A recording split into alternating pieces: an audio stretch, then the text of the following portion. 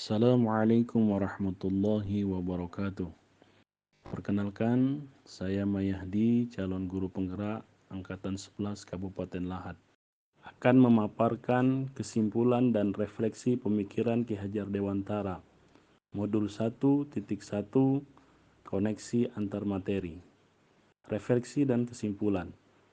Sebelum mempelajari Modul 1.1 tentang pemikiran Ki Hajar Dewantara, pembelajaran yang saya lakukan diantaranya, saya pikir saya sudah berhasil menyelenggarakan pembelajaran sesuai dengan tuntutan kurikulum. Hal ini dapat dilihat dari banyaknya siswa yang selalu menyelesaikan tugas tepat waktu. Selama ini saya meminta peserta didik untuk menghafal materi yang saya berikan, sehingga pada saat evaluasi mereka masih kebingungan cara penyelesaiannya. Padahal seharusnya mereka dapat menyelesaikannya, bukan hanya hafal materi yang saya berikan. Selama ini, saya sering mengeluh kepada peserta didik yang nilainya rendah. Saya sering mengatakan mereka tidak rajin belajar, karena soal-soal yang saya berikan yang dianggap mudah justru tidak bisa mereka kerjakan. Pembelajaran yang diberikan hanya sebatas transfer ilmu. Peran saya sebagai guru lebih dominan dibandingkan murid, atau yang dinamakan teacher-centered learning. Kemudian selama ini saya juga lebih mementingkan aspek kognitif dibandingkan aspek keterampilan dan sikap. Saya berpikir bahwa nilai seluruh peserta didik harus dapat mencapai nilai KKM.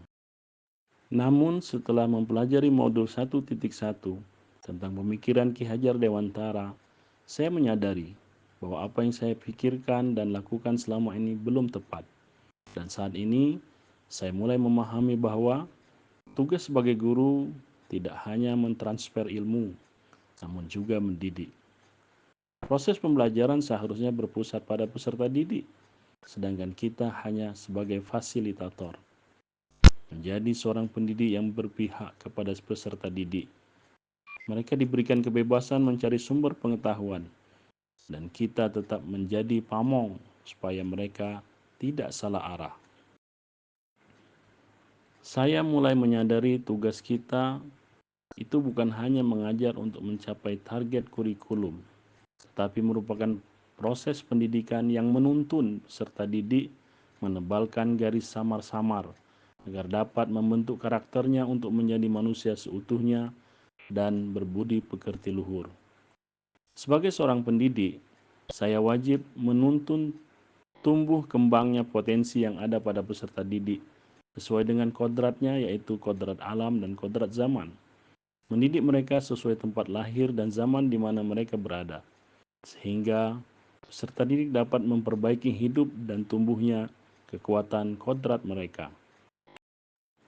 Saya sebagai seorang pendidik mulai memahami makna apa yang dimaksud dengan guru menghamba pada murid. Artinya, kita sebagai pendidik harus memberikan perhatian juga pelayanan yang sama kepada peserta didik, karena setiap peserta didik mempunyai keunikan dan potensi masing-masing. Dan untuk mengenali dan menggali itu, perlu pendekatan yang penuh kasih sayang.